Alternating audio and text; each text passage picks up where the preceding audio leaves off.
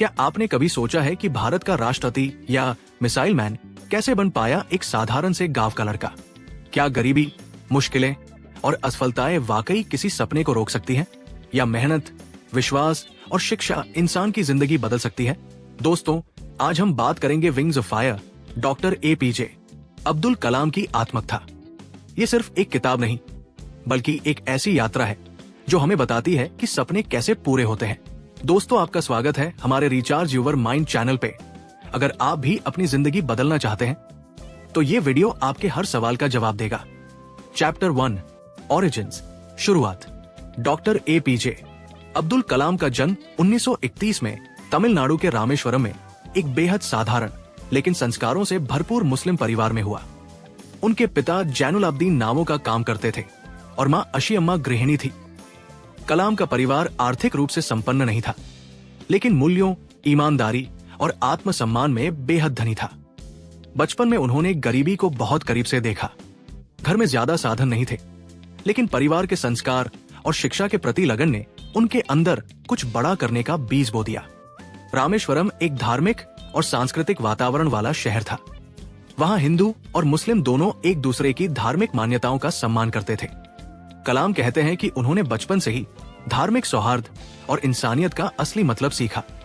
उनका बचपन एक तरह से आध्यात्मिक और वैज्ञानिक दोनों अनुभवों का मेल था। पढ़ाई के साथ साथ वो अपने घर के खर्च में मदद करने के लिए अखबार बांटते थे। हर सुबह सूरज उगने से पहले उठकर अखबार बांटना और फिर स्कूल जाना, यही उनकी दिनचर्या थी। ये संघर्ष उनकी जिंदगी की पहली ट्रेनिंग थी, जिसने उन्हें अनुशासन और मेहनत का महत्व सिखाया। कलाम का मानना था कि बचपन के अनुभव ही इंसान का भविष्य गढ़ते हैं। उनकी सादगी, अनुशासन और सपनों पर विश्वास की नींव इसी बचपन ने रखी। इस चैप्टर से हमें 3 सीख मिलती है। 1, गरीबी हमें रोक नहीं सकती, बल्कि मेहनत की प्रेरणा देती है। 2, जीवन की शुरुआत चाहे जैसी भी हो, मूल्यों और अनुशासन से बड़ी मंजिल पाई जा सकती है। 3, धार्मिक सौहार्द और इंसानियत हर महान व्यक्ति की पहचान होती है। चैप्टर 2, माई चाइल्डहुड इंस्पिरेशंस, मेरे बचपन की प्रेरणाएं। दोस्तों, क्या आपने कभी सोचा है कि एक साधारण से गांव का बच्चा कैसे बड़े सपने देखकर आसमान की ऊंचाइयों को छू लेता है? इस अध्याय में डॉक्टर एपीजे अब्दुल कलाम हमें अपने बचपन की कहानियां सुनाते हैं, जिन्होंने उन्हें जीवन भर प्रेरित किया। कलाम साहब का जन्म रामेश्वरम जैसे छोटे से द्वीप पर हुआ, जहां साधारण जीवन था लेकिन बड़े मूल्य थे। उनके पिता जैनुलाब्दीन एक नाव चलाने वाले थे, पर उनकी सादगी, ईमानदारी और दृढ़ता कलाम के जीवन का पहला पाठ बनी। उनकी मां आशिम्मा बेहद दयालु और आध्यात्मिक महिला थी, जो अक्सर जरूरतमंदों को खाना खिलाती। इस पारिवारिक माहौल ने कलाम को सिखाया कि सफलता सिर्फ मेहनत से नहीं, बल्कि अच्छे संस्कारों और इंसानियत से भी मिलती है। कलाम अपने अध्यापकों को भी अपनी प्रेरणा मानते थे, खासकर शिव सुब्रमण्यम अय्यर, जिन्होंने उन्हें विज्ञान पढ़ाया। एक दिन जब कलाम क्लास में बैठकर पढ़ना चाहते थे, तो उनके धर्म के कारण कुछ बच्चों के माता पिता ने विरोध किया, लेकिन अय्यर सर ने मजबूती से खड़े होकर कहा कि शिक्षा सबके लिए समान है। ये घटना कलाम के लिए बहुत बड़ी सीख थी। भेदभाव को कभी महत्व नहीं देना चाहिए। उनकी एक और प्रेरणा रामनाथन, अय्यर और अरविंदन जैसे दोस्त थे, जिन्होंने हमेशा उनका हौसला बढ़ाया। कलाम ने महसूस किया कि सपनों को सच करने के लिए साथ देने वाले लोग भी जरूरी होते हैं। उदाहरण के तौर पर सोचिए, अगर आपके आसपास परिवार और गुरु आपको सही दिशा दें, तो आपका आत्मविश्वास कितना बढ़ जाता है। यही कलाम के साथ हुआ। उनका बचपन सिखाता है कि छोटे गांव, साधारण हालात या गरीबी कभी रुकावट नहीं बनते। असली ताकत सही सोच और सही मार्गदर्शन में होती है। इस चैप्टर से हमें 3 सीख मिलती है। 1, मूल्य और संस्कार किसी भी बड़ी सफलता की असली नींव होते हैं। 2, सच्चे शिक्षक और दोस्त आपके जीवन की दिशा बदल सकते हैं। 3, भेदभाव और मुश्किलें सफलता पाने वालों को कभी नहीं रोक सकती। कलाम का बचपन तो हमें उनके मजबूत संस्कार दिखाता है, लेकिन असली उड़ान की शुरुआत कैसे हुई? अगले अध्याय में जानेंगे कि उन्होंने शिक्षा और विज्ञान के रास्ते पर कैसे कदम रखा और अपने सपनों को आकार देना शुरू किया। चैप्टर 3, अर्ली इन्फ्लुएंसेस, प्रारंभिक प्रभाव।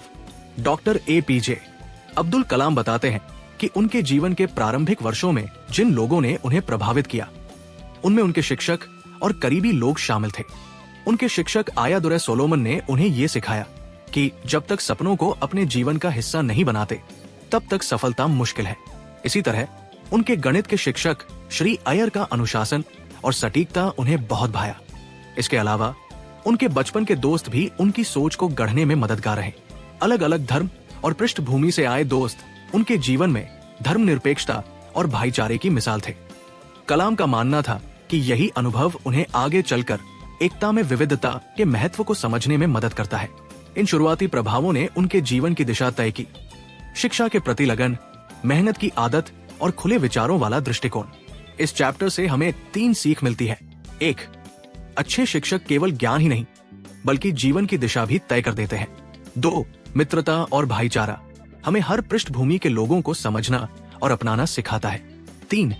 बचपन में सीखी अनुशासन और मेहनत की आदतें जीवन भर साथ रहती हैं। अगला चैप्टर में हम जानेंगे कि कैसे कलाम की शिक्षा ने उन्हें और बड़े सपनों की ओर धकेला। क्या आप सोच सकते हैं कि एक साधारण से गांव का लड़का अपनी मेहनत से भारत का राष्ट्रपति बन सकता है? Chapter 4 education at Ramanathapuram. Doctor Kalam बताते हैं कि रामेश्वरम में उनकी शुरुआती शिक्षा ने उनके व्यक्तित्व की नींव रखी। यहाँ उन्होंने अनुशासन, ईमानदारी और जिज्ञासा के महत्व को सीखा। उनके अध्यापक केवल पढ़ाई ही नहीं बल्कि जीवन जीने के मूल्य भी सिखाते थे। गणित और विज्ञान उनके पसंदीदा विषय थे। अक्सर वे घंटों तक गणित के कठिन सवाल हल करते और विज्ञान के प्रयोगों में जुटे रहते। उनकी ये लगन देखकर उनके अध्यापकों को विश्वास हो गया कि ये बच्चा भविष्य में बड़ी उपलब्धियां हासिल करेगा। रामेश्वरम की शिक्षा ने उन्हें ये सिखाया कि ज्ञान कभी सीमित नहीं होता बल्कि निरंतर बढ़ता है। यही वजह थी कि कलाम हर नए विषय को सीखने और समझने की कोशिश करते। ये शिक्षा प्रणाली उनके अंदर अनुशासन, आत्मविश्वास और जिज्ञासा की तीनों गुणों को मजबूत करती रही। इस चैप्टर से हमें 3 सीख मिलती है। 1. शिक्षा केवल किताबों तक सीमित नहीं बल्कि जीवन जीने के सही मूल्य भी सिखाती है। 2. जब किसी विषय में गहरी रुचि होती है तो मेहनत बोझ नहीं बल्कि आनंद बन जाती है। 3. अच्छे शिक्षक हमें हमारी क्षमताओं से परिचित कराते हैं और आगे बढ़ने की प्रेरणा देते हैं। अगले चैप्टर में हम जानेंगे कि कैसे एक छोटे से सपने ने कलाम को विज्ञान और अंतरिक्ष की दुनिया की ओर खींचा। क्या आप जानना चाहेंगे कि उनकी जिंदगी का पहला साइंटिफिक एक्सपेरिमेंट क्या था जिसने उनका रास्ता बदल दिया? चैप्टर 5 दी फर्स्ट फ्लाइट, पहली उड़ान। डॉक्टर APJ अब्दुल कलाम के जीवन का असली मोड़ तब आया जब उन्होंने पहली बार विज्ञान और तकनीकी दुनिया से जुड़ाव महसूस किया। बचपन से ही उन्हें उड़ने वाले पक्षियों को देखकर आकाश छूने की चाह थी, लेकिन अब ये चाह एक सपना बनकर उनके जीवन की दिशा तय करने वाली थी। रामेश्वरम के बाद उन्होंने श्वार्ट्ज हाई स्कूल, रामनाथपुरम में पढ़ाई की। यहीं पर उनके भौतिकी के शिक्षक आयादुरै सोलोमन ने उन्हें गहराई से प्रभावित किया। उन्होंने कलाम से कहा, सपने वो नहीं होते जो हम सोते वक्त देखते हैं, सपने वो होते हैं जो हमें सोने नहीं देते। यही वाक्य कलाम के जीवन का गाइडिंग प्रिंसिपल बन गया। इसी समय उन्होंने विज्ञान के प्रति गहरी रुचि दिखाई। वो हर छोटे छोटे प्रयोग करते और चीजों को प्रैक्टिकली समझने की कोशिश करते। उनकी पहली साइंटिफिक फ्लाइट तब हुई जब उन्होंने अपने शिक्षक के मार्गदर्शन में एरोडायनामिक्स और उड़ान के सिद्धांतों को समझा। ये अध्याय बताता है कि कैसे एक प्रेरणा और एक शिक्षक की सही दिशा किसी साधारण बच्चे को असाधारण रास्ते पर ले जा सकती है। ये उनकी पहली उड़ान थी जो उन्हें आगे चलकर भारत के मिसाइल मैन बनने की ओर ले गई। इस चैप्टर से हमें 3 सीख मिलती है। 1. सपने तभी पूरे होते हैं जब वे आपके भीतर जुनून और नींद हराम करने वाली लगन पैदा करें। 2.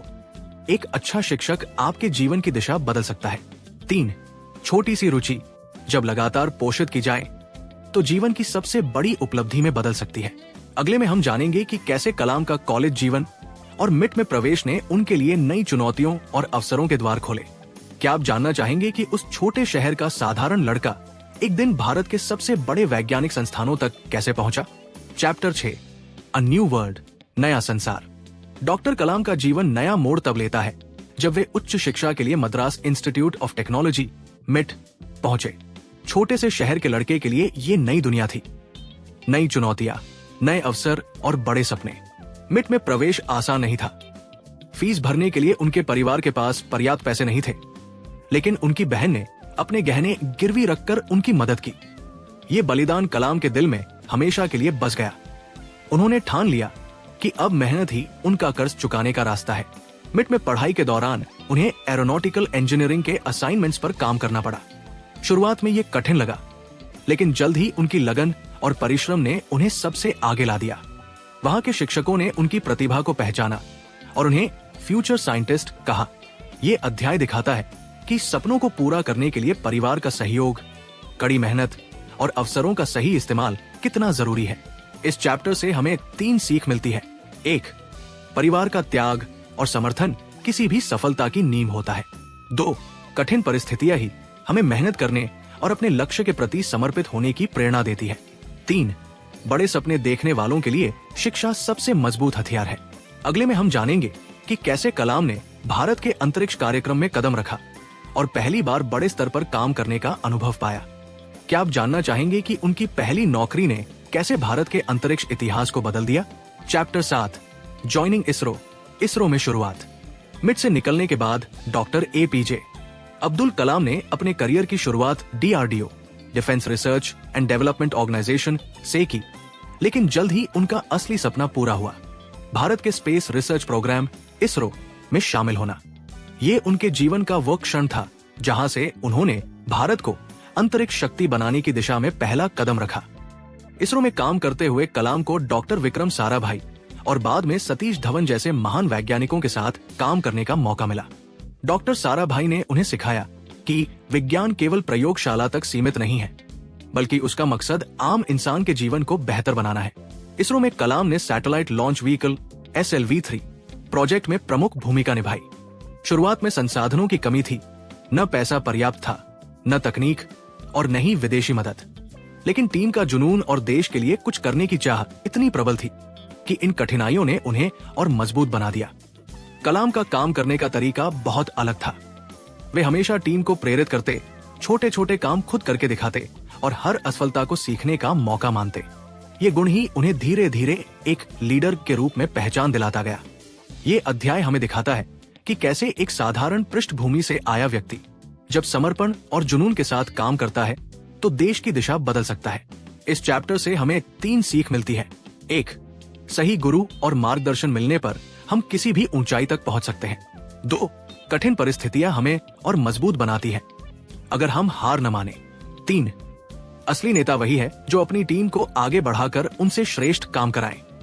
अगले में हम जानेंगे कि कैसे भारत ने अपनी पहली बड़ी स्पेस फ्लाइट लॉन्च करने की कोशिश की और उसमें क्या संघर्ष और अनुभव छुपे थे।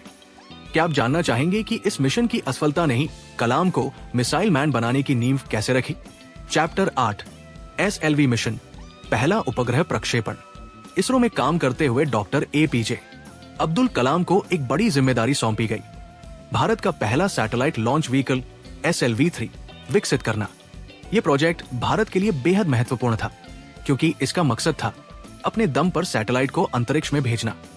शुरुआत आसान नहीं थी। टीम के पास न पर्याप्त संसाधन थे, न अनुभव। हर कदम पर तकनीकी दिक्कतें आती। एक बार कलाम और उनकी टीम ने महीनों मेहनत कर रॉकेट तैयार किया, लेकिन लॉन्च के दिन तकनीकी खराबी के कारण मिशन असफल हो गया। ये क्षण कलाम के लिए व्यक्तिगत रूप से बहुत भारी था। उन्हें लगा जैसे उन्होंने देश को निराश कर दिया हो, लेकिन उनके गुरु सतीश धवन ने उन्हें ढांढस बंधाया। उन्होंने प्रेस कॉन्फ्रेंस में सारी जिम्मेदारी खुद ली और कहा, हम असफल हुए हैं, लेकिन हम सीख रहे हैं। अगले ही साल 1980 में कलाम और उनकी टीम ने फिर से SLV लॉन्च किया और इस बार भारत का पहला उपग्रह रोहिणी सफलतापूर्वक कक्षा में पहुंच गया। ये घटना कलाम के जीवन की सबसे बड़ी सीख बन गई। असफलता कभी अंत नहीं होती, बल्कि सफलता की सीढ़ी होती है। इस चैप्टर से हमें 3 सीख मिलती है। 1. असफलता हमें तोड़ती नहीं, बल्कि सफलता की तैयारी कराती है। 2. अच्छे नेता असफलता की जिम्मेदारी खुद लेते हैं और सफलता का श्रेय अपनी टीम को देते हैं। 3. लगातार प्रयास और धैर्य से नामुमकिन भी मुमकिन हो सकता है। अगले में हम जानेंगे कि कलाम ने क्यों कहा था, fail first attempt in learning. क्या आप जानना चाहेंगे कि उनकी असफलताओं ने उन्हें कैसे भारत का मिसाइल मैन बनाया? चैप्टर 9, लर्निंग फ्रॉम फेलियर्स, असफलताओं से सीख। डॉक्टर APJ अब्दुल कलाम के जीवन की सबसे खास बात यही रही कि उन्होंने असफलताओं को कभी अंत नहीं माना। उनके अनुसार फेल का मतलब है first attempt in learning. SLV-3 mission की असफलता ने उन्हें और उनकी टीम को गहरी चोट दी थी, लेकिन यही असफलता उनके लिए सबसे बड़ी सीख बनी। उन्होंने समझा कि हर असफलता हमें अपनी कमियों से परिचित कराती है और अगले प्रयास को और बेहतर बनाती है। कलाम बताते हैं कि असफलता के बाद टीम को निराशा घेर लेती थी, लोग हताश हो जाते थे, लेकिन उन्होंने अपनी टीम को हमेशा ये समझाया कि गिरना हारना नहीं है, गिरकर उठ जाना ही जीत है। इसी सोच ने उन्हें और उनकी टीम को 1980 में सफल SLV लॉन्च करने में मदद की। उनका मानना था कि असफलता से बचने की बजाय उसका सामना करना चाहिए। उन्होंने कहा, साइंस में सफलता की राह असफलताओं से होकर ही गुजरती है। यही वजह थी कि आगे चलकर जब भी वे किसी मिसाइल प्रोजेक्ट या सैटेलाइट लॉन्च में असफल हुए, उन्होंने उसे रुकावट नहीं बल्कि सीखने का अवसर माना। कलाम ने यह भी सीखा कि नेतृत्व का मतलब है असफलता का बोझ खुद उठाना और सफलता का श्रेय टीम को देना। यही गुण उन्हें एक महान वैज्ञानिक और प्रेरणादायक नेता बनाता है। इस चैप्टर से हमें 3 सीख मिलती है। 1. असफलता सफलता की पहली सीढ़ी है, उसे स्वीकार कर सीखना जरूरी है। 2. असली नेता वही है जो असफलता में अपनी टीम को टूटने न दे। 3. हताशा की जगह दृढ़ता को चुनना ही बड़े सपनों को साकार करता है। चैप्टर में हम जानेंगे कि क्यों कलाम मानते थे कि अकेले इंसान की नहीं बल्कि पूरी टीम की मेहनत ही इतिहास रचती है। क्या आप जानना चाहेंगे कि उन्होंने अपनी टीम को परिवार जैसा क्यों माना? Chapter 10 the power of team work की ताकत। डॉक्टर कलाम हमेशा मानते थे कि सपना अकेला इंसान नहीं बल्कि टीम मिलकर पूरा करती है। इस अध्याय में उन्होंने बताया कि कैसे SLV3 और दूसरे प्रोजेक्ट्स में टीम वर्क ने असंभव लगने वाले काम को भी संभव कर दिया। इसरो और बाद में DRDO में काम करते हुए उन्होंने सीखा कि अलग अलग पृष्ठभूमि से आए वैज्ञानिक, इंजीनियर और टेक्नीशियन जब एक साथ एक लक्ष्य के लिए काम करते हैं तो उनकी ऊर्जा कई गुना बढ़ जाती है। कलाम अपनी टीम को कभी सबऑर्डिनेट्स नहीं कहते थे बल्कि उन्हें पार्टनर्स इन प्रोग्रेस मानते थे।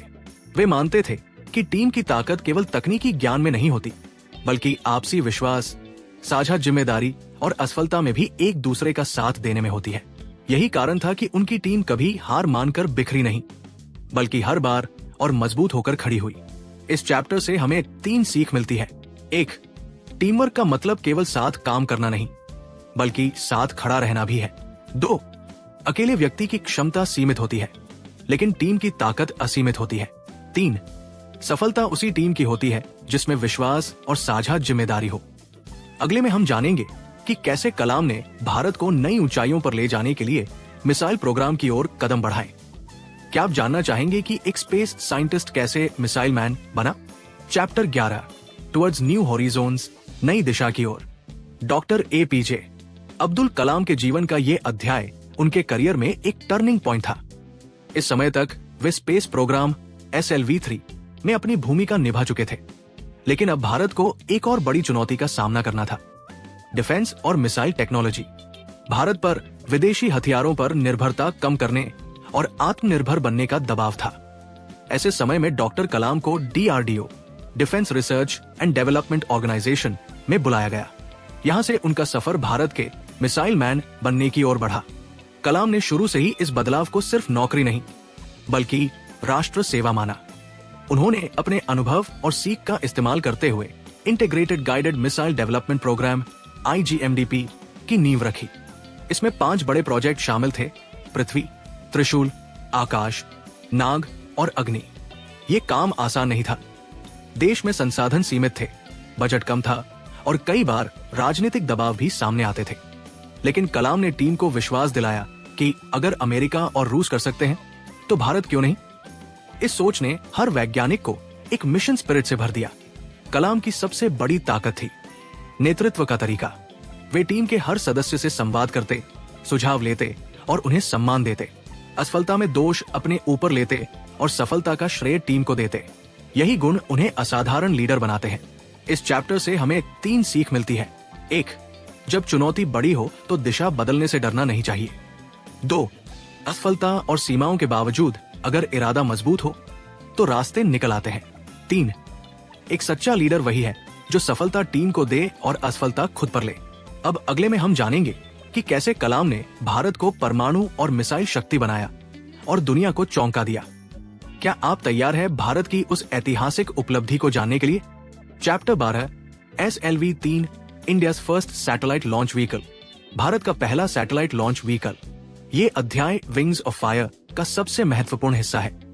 क्योंकि इसमें डॉक्टर कलाम ने भारत के अंतरिक्ष कार्यक्रम के एक ऐतिहासिक क्षण को विस्तार से बताया है। डॉक्टर कलाम को SLV-3 प्रोजेक्ट का निदेशक बनाया गया। ये भारत का पहला स्वदेशी रॉकेट था, जिसका मकसद था अपना सैटेलाइट अंतरिक्ष में स्थापित करना। उस समय भारत के पास न तो पर्याप्त संसाधन थे, न ही बड़ी तकनीकी सुविधाएं, लेकिन कलाम और उनकी टीम के पास सपना और विश्वास था। पहला लॉन्च 1979 में हुआ, लेकिन वो आंशिक रूप से असफल रहा। उपग्रह सही कक्षा तक नहीं पहुंच पाया। ये कलाम और उनकी टीम के लिए गहरा झटका था। लेकिन उस समय विक्रम साराभाई और सतीश धवन जैसे महान लीडर्स ने टीम का हौसला बढ़ाया। सतीश धवन ने मीडिया के सामने पूरी जिम्मेदारी खुद ली, जबकि सफलता का श्रेय हमेशा टीम को दिया। इस घटना ने कलाम को सिखाया कि एक सच्चा लीडर वही है जो असफलताओं का बोझ खुद उठाता है और सफलता सबके साथ बांटता है। 1980 में दोबारा प्रयास किया गया और इस बार SLV-3 ने पूरी तरह सफलता हासिल की। रोहिणी सैटेलाइट को सही कक्षा में स्थापित किया गया। ये भारत के इतिहास का ऐसा पल था जिसने हमें आत्मनिर्भरता की राह पर डाल दिया। कलाम के लिए ये उनकी मेहनत, विश्वास और टीम वर्क की जीत थी। इस चैप्टर से हमें 3 सीख मिलती है। 1. असफलता सफलता की सीढ़ी है, हार से सीखना जरूरी है। 2. एक महान लीडर वही है जो टीम की ढाल बनता है। 3. बड़े सपनों को सच करने के लिए धैर्य और लगातार प्रयास सबसे जरूरी है। Chapter 13, the power of team work की शक्ति। इस अध्याय में डॉक्टर APJ अब्दुल कलाम ने बताया है कि बड़े सपने कभी अकेले पूरे नहीं किए जा सकते। जब वे भारत के मिसाइल प्रोजेक्ट्स पर काम कर रहे थे, तब उनके सामने सबसे बड़ी चुनौती थी संसाधनों की कमी और समय सीमा का दबाव। लेकिन इन्हीं कठिनाइयों ने टीम वर्क की असली शक्ति को जन्म दिया। कलाम मानते थे कि किसी भी वैज्ञानिक प्रोजेक्ट की सफलता का रहस्य केवल टेक्नोलॉजी नहीं, बल्कि लोगों की आपसी समझ और सहयोग है। उन्होंने अपनी टीम को यह विश्वास दिलाया कि हर छोटा सा योगदान भी देश के भविष्य को बदल सकता है। उदाहरण के लिए, जब अग्नि मिसाइल टेस्ट की तैयारी हो रही थी, तब कई इंजीनियरों और वैज्ञानिकों को नींद तक नहीं मिलती थी। वे दिन रात एक साथ मेहनत करते थे। कलाम खुद उनके बीच रहकर काम करते, चाय पीते और उनसे छोटी छोटी बातें करते। इस वजह से टीम को लगता था कि वे सिर्फ एक बॉस नहीं, बल्कि उनके साथी है। कलाम हमेशा कहते थे, अगर आप टीम को अपना परिवार मान लेंगे, तो वे आपके सपनों को अपना सपना बना लेंगे। इसी सोच ने भारतीय मिसाइल प्रोग्राम को असंभव लगने वाली ऊंचाइयों तक पहुंचाया। इस चैप्टर से हमें 3 सीख मिलती है। 1. बड़े लक्ष्य टीम वर्क के बिना पूरे नहीं हो सकते। 2. एक अच्छा लीडर हमेशा अपनी टीम के बीच रहकर काम करता है। 3. जब हर व्यक्ति अपना छोटा योगदान भी दिल से देता है, तो असंभव काम संभव हो जाता है। अब अगले में हम देखेंगे कि कैसे कलाम ने मुश्किल समय और असफलताओं को भी सफलता की सीढ़ी बनाया। क्या आप जानना चाहेंगे कि वे हर हार को जीत में कैसे बदलते थे? Chapter 14, facing failures with courage, असफलताओं का साहस से सामना। इस अध्याय में डॉक्टर APJ अब्दुल कलाम ने बताया कि असफलता जीवन का अंत नहीं होती, बल्कि वो हमें और मजबूत बनाती है। मिसाइल और रॉकेट प्रोजेक्ट्स में कई बार ऐसा हुआ कि वर्षों की मेहनत एक पल में विफल हो गई। तकनीकी खराबियां, मौसम की समस्याएं और संसाधनों की कमी के कारण कई परीक्षण असफल रहे। कलाम मानते थे कि साहस वही है जब आप हार मानने के बजाय दोबारा खड़े होते हैं। उन्होंने हर असफल प्रयोग को नए अनुभव के रूप में लिया। उदाहरण के लिए, जब अग्नि मिसाइल का एक टेस्ट विफल हुआ, तो मीडिया और आलोचकों ने खूब सवाल उठाए, लेकिन कलाम और उनकी टीम ने धैर्य रखकर हर गलती का विश्लेषण किया और अगले प्रयास को और बेहतर बनाया। वे कहते थे, अगर आप असफल नहीं होंगे तो आप सीखेंगे कैसे? यही सोच उन्हें और उनकी टीम को बार बार उठने की ताकत देती थी। इस चैप्टर से हमें 3 सीख मिलती है। 1. असफलता कोई अंत नहीं, बल्कि सीखने का अवसर है। 2. साहस वही है जब हम हार कर भी फिर से खड़े हों। 3. आलोचना और चुनौतियां हमें और मजबूत बनाती है। अब अगला चैप्टर 15 में हम देखेंगे कि कैसे कलाम ने अपने सपनों को भारत के युवाओं के सपनों से जोड़ दिया। क्या आप जानना चाहेंगे कि वे क्यों कहते थे, युवाओं के सपने ही राष्ट्र का भविष्य है?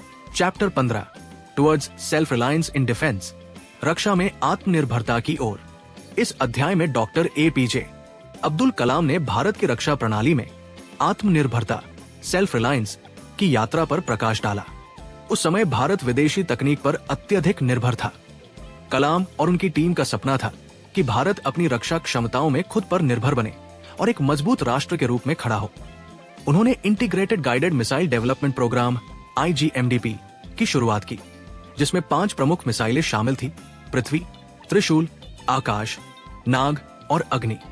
ये कार्यक्रम भारत की सैन्य शक्ति को नई ऊंचाइयों तक ले जाने वाला साबित हुआ। कलाम इस प्रोजेक्ट को सिर्फ रक्षा से नहीं जोड़ते थे, बल्कि इसे आत्मनिर्भर भारत के प्रतीक के रूप में देखते थे।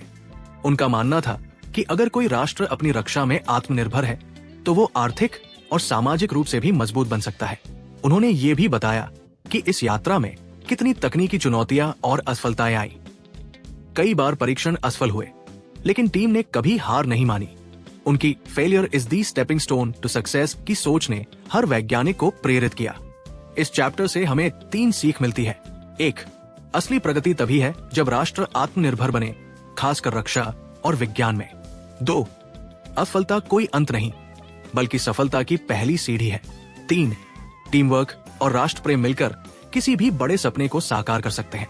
अब आगे बढ़ते हैं चैप्टर 16 की ओर, जहां हम देखेंगे कि कैसे कलाम के नेतृत्व और टीम वर्क ने भारत की रक्षा तकनीक को दुनिया में सम्मान दिलाया। क्या आप जानना चाहेंगे कि उन्होंने टीम को कठिन परिस्थितियों में कैसे प्रेरित रखा? चैप्टर 16, इंस्पायरिंग द यूथ, युवाओं को प्रेरित करना।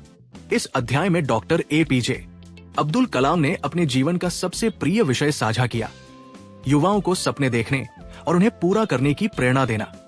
कलाम मानते थे कि भारत की असली ताकत उसके युवा है। अगर युवा सही दिशा में सोचें और मेहनत करें तो कोई ताकत भारत को प्रगति से नहीं रोक सकती। वे अक्सर कहते थे, सपना वो नहीं जो आप सोते वक्त देखते हैं, सपना वो है जो आपको सोने नहीं देता। उनका मानना था कि युवा केवल नौकरी पाने के लिए न पढ़े, बल्कि खुद कुछ नया बनाने और समाज को बदलने के लिए शिक्षा लें। कलाम विश्वविद्यालयों, स्कूलों और कॉलेजों में जाकर छात्रों से मिलते। वे उनके सवाल सुनते और उन्हें अपने अनुभवों से प्रेरित करते। कई बार वे युवाओं को ये भी बताते कि उनके पास सब कुछ न होने पर भी उन्होंने बड़े सपने देखे और कठिनाइयों के बावजूद उन्हें पूरा किया। ये सुनकर हर युवा को लगता था कि अगर कलाम कर सकते हैं तो हम भी कर सकते हैं। कलाम की यही सोच उन्हें पीपल्स प्रेसिडेंट और यूथ आइकन बना गई। वे युवाओं को हमेशा याद दिलाते कि असली शक्ति उनके दिमाग और दिल में है। इस चैप्टर से हमें 3 सीख मिलती है।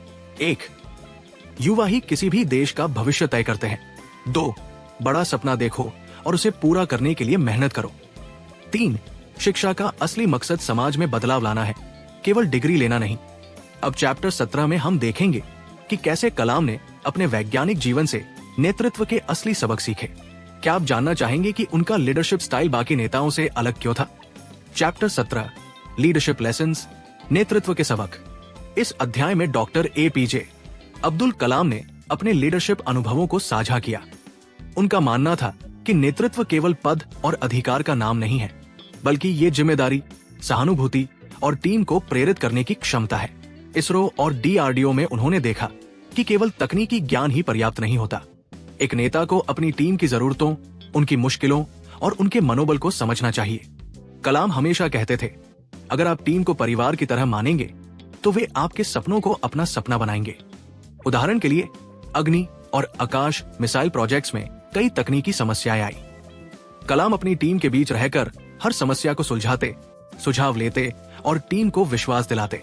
उन्होंने कभी भी असफलता पर दोष नहीं फेंका, बल्कि उसे सीखने का अवसर माना। उनकी लीडरशिप की सबसे बड़ी खासियत थी सहानुभूति और संवाद। वे हर सदस्य को महत्व देते और टीम की ताकत बढ़ाने के लिए व्यक्तिगत प्रेरणा देते। यही कारण था कि उनकी टीम कठिन से कठिन मिशन भी सफलता के साथ पूरा कर पाती थी। इस चैप्टर से हमें 3 सीख मिलती है। 1, नेतृत्व केवल अधिकार नहीं, जिम्मेदारी और प्रेरणा है। 2, टीम की ताकत को पहचानना और उन्हें सम्मान देना जरूरी है। 3, असफलता में धैर्य और सीखने की भावना रखना ही सच्ची लीडरशिप है। अगले चैप्टर 18 में हम देखेंगे कि कैसे कलाम ने राष्ट्रीय महत्व के प्रोजेक्ट्स में देश को नई ऊंचाइयों तक पहुंचाया। क्या आप जानना चाहेंगे कि उनका दृष्टिकोण भारत को आत्मनिर्भर बनाने में कैसे मददगार रहा? Chapter 18, national projects and achievements, राष्ट्रीय महत्व के प्रोजेक्ट्स और उपलब्धियां। इस अध्याय में डॉक्टर APJ अब्दुल कलाम ने अपने राष्ट्रीय महत्व के प्रोजेक्ट्स और उन उपलब्धियों के बारे में बताया जिन्होंने भारत को विज्ञान और तकनीक के क्षेत्र में दुनिया के नक्शे पर ला खड़ा किया। कलाम ने integrated guided missile development programme IGMDP में महत्वपूर्ण भूमिका निभाई। इस प्रोजेक्ट के तहत भारत ने पृथ्वी, अग्नि, त्रिशूल, आकाश और नाग जैसी मिसाइल विकसित की। इन मिशनों ने भारत की सुरक्षा को मजबूत किया और देश को आत्मनिर्भर बनाया। उनकी सफलता केवल तकनीकी उपलब्धियों तक सीमित नहीं थी। उन्होंने हमेशा टीम वर्क, अनुशासन और मेहनत को प्राथमिकता दी। उदाहरण के लिए, जब किसी मिशन में तकनीकी दिक्कत आती तो वे टीम के हर सदस्य के पास जाकर व्यक्तिगत रूप से समस्या को समझते और समाधान ढूंढते।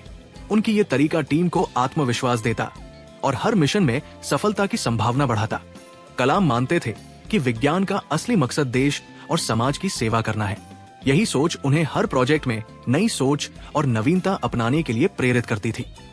उनकी दूरदर्शिता और रणनीति के कारण ही भारत का मिसाइल प्रोग्राम सफल हुआ और देश ने अंतर्राष्ट्रीय स्तर पर अपनी ताकत दिखाई। इस चैप्टर से हमें 3 सीख मिलती है। 1. देश की सेवा और जिम्मेदारी को हमेशा व्यक्तिगत महत्व दे। 2. चुनौतीपूर्ण प्रोजेक्ट्स में टीम वर्क और व्यक्तिगत योगदान दोनों जरूरी है। 3. कठिन परिस्थितियों में धैर्य और रणनीति सफलता की कुंजी है। अगले चैप्टर 19 में हम देखेंगे कि कैसे कलाम ने अंतर्राष्ट्रीय मान्यता और पुरस्कार प्राप्त किए और भारत का नाम रोशन किया। क्या आप जानना चाहेंगे कि एक सामान्य परिवार का लड़का विश्व स्तर पर कैसे प्रेरणा बन गया? Chapter 19, international recognition and awards, अंतर्राष्ट्रीय मान्यता और पुरस्कार। इस अध्याय में डॉक्टर APJ अब्दुल कलाम ने अपने जीवन में मिले अंतर्राष्ट्रीय पुरस्कारों और मान्यताओं के बारे में बताया। उनके कार्य केवल भारत तक सीमित नहीं रहे। उन्होंने दुनिया भर में विज्ञान, तकनीक और नेतृत्व के क्षेत्र में पहचान बनाई। IGMDP और SLV-3 जैसी परियोजनाओं की सफलता के कारण कलाम को न केवल भारत में बल्कि अंतर्राष्ट्रीय स्तर पर भी सम्मान मिला। उन्हें कई देशों से ऑनररी डॉक्टरेट्स, वैज्ञानिक पुरस्कार और सम्मानित सदस्यता प्रदान की गई। उदाहरण के लिए, अमेरिका और रूस में उनके योगदान की सराहना की गई और उन्हें विज्ञान, शिक्षा और नेतृत्व के क्षेत्र में प्रेरणा स्रोत माना गया। कलाम ने हमेशा ये स्पष्ट किया कि ये पुरस्कार व्यक्तिगत उपलब्धियां नहीं है, बल्कि उनकी टीम और देश की मेहनत का परिणाम है। उनका मानना था कि असली पुरस्कार वही है जो समाज और राष्ट्र के लिए लाभकारी हो। उन्होंने युवाओं और वैज्ञानिकों को लगातार ये संदेश दिया कि प्रेरणा, मेहनत और दृढ़ता ही किसी को वैश्विक पहचान दिला सकती है। ये अध्याय दर्शाता है कि सपनों को पूरा करने की लगन, टीम वर्क और राष्ट्रभक्ति व्यक्ति को अंतर्राष्ट्रीय स्तर पर भी महान बना सकती है। इस चैप्टर से हमें 3 सीख मिलती है। 1. सफलता केवल व्यक्तिगत नहीं बल्कि टीम और देश के प्रयास का परिणाम होती है। 2. मेहनत और समर्पण से दुनिया में पहचान बनती है। 3. पुरस्कार और सम्मान का असली मतलब है समाज और देश के लिए योगदान देना।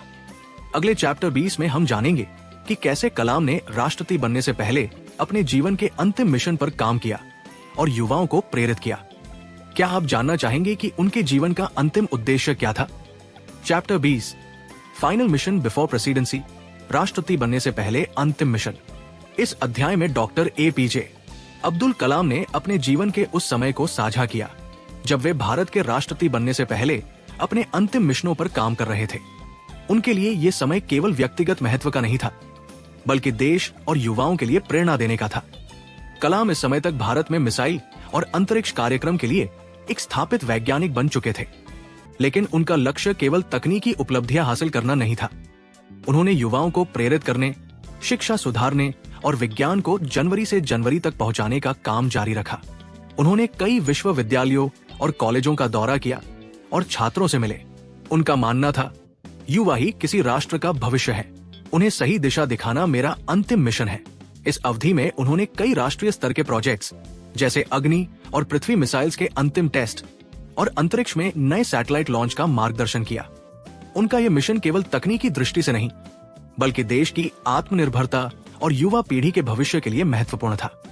कलाम का अनुभव और सीख उनके बाद आने वाली पीढ़ियों के लिए प्रेरणा बन गया।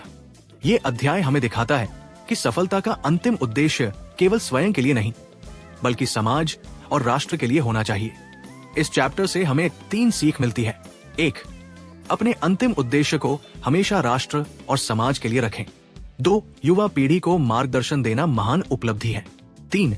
सफलता का असली अर्थ केवल तकनीकी या व्यक्तिगत नहीं, बल्कि देश और समाज के लिए योगदान है। अगले चैप्टर 21 में हम देखेंगे कि कैसे डॉक्टर कलाम ने राष्ट्रपति पद संभालने के बाद अपने सिद्धांत और मिशन को आगे बढ़ाया। क्या आप जानना चाहेंगे कि उन्होंने राष्ट्रपति रहते हुए भी युवाओं और विज्ञान के क्षेत्र में कैसे योगदान दिया? चैप्टर 21 प्रेसिडेंसी एंड विजन, राष्ट्रपति पद और दृष्टि। इस अध्याय में डॉक्टर APJ अब्दुल कलाम ने अपने राष्ट्रपति बनने के अनुभव और उस पद पर रहते हुए अपने मिशन और दृष्टि के बारे में साझा किया। उनका मानना था कि राष्ट्रपति का पद केवल एक सम्मान या शक्ति नहीं है, बल्कि ये एक अवसर है देश और युवाओं की सेवा करने का। राष्ट्रपति रहते हुए उन्होंने कई स्कूलों और विश्वविद्यालयों का दौरा किया।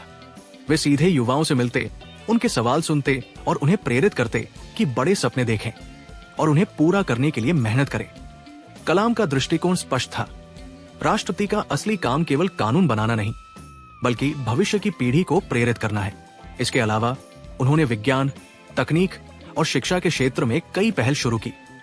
उनका मानना था कि ज्ञान और विज्ञान से ही राष्ट्र की ताकत बढ़ती है। उन्होंने युवाओं को सिखाया कि असफलताओं से डरना नहीं चाहिए, बल्कि उन्हें सीखने और आगे बढ़ने का अवसर मानना चाहिए। राष्ट्रपति के रूप में उनका नेतृत्व हमेशा सादगी, दृढ़ता और प्रेरणा पर आधारित रहा। उन्होंने देश को दिखाया कि शक्ति का सही इस्तेमाल समाज और राष्ट्र की भलाई के लिए होना चाहिए। इस चैप्टर से हमें 3 सीख मिलती है। 1. नेतृत्व का असली उद्देश्य समाज और युवाओं को प्रेरित करना है। 2. ज्ञान और विज्ञान राष्ट्र की सबसे बड़ी ताकत है। 3. असफलताओं को सीखने और आगे बढ़ने का अवसर माने। अगले चैप्टर 22 में हम जानेंगे कि कैसे डॉक्टर कलाम ने पोस्ट प्रेसिडेंसी लाइफ, राष्ट्रपति पद के बाद का जीवन में अपनी पूरी ऊर्जा युवाओं और शिक्षा में लगाई। क्या आप जानना चाहेंगे कि उनके बाद भी उनके मिशन को कैसे आगे बढ़ाया गया? चैप्टर 22 पोस्ट प्रेसिडेंसी लाइफ, राष्ट्रपति पद के बाद का जीवन। राष्ट्रपति पद से सेवानिवृत्त होने के बाद भी डॉक्टर APJ अब्दुल कलाम ने अपने जीवन का उद्देश्य युवाओं और शिक्षा को समर्पित रखा। उनका मानना था कि ज्ञान और प्रेरणा को फैलाने से ही राष्ट्र मजबूत बनता है। उन्होंने देश भर के स्कूल, कॉलेज और विश्वविद्यालयों का दौरा जारी रखा। युवाओं से मिलने के दौरान वे हमेशा ये पूछते, आपका सपना क्या है और उसे पूरा करने के लिए आप क्या कर रहे हैं? उनका उद्देश्य था कि युवा अपने सपनों को समझें और उन्हें हासिल करने के लिए पूरी मेहनत करें।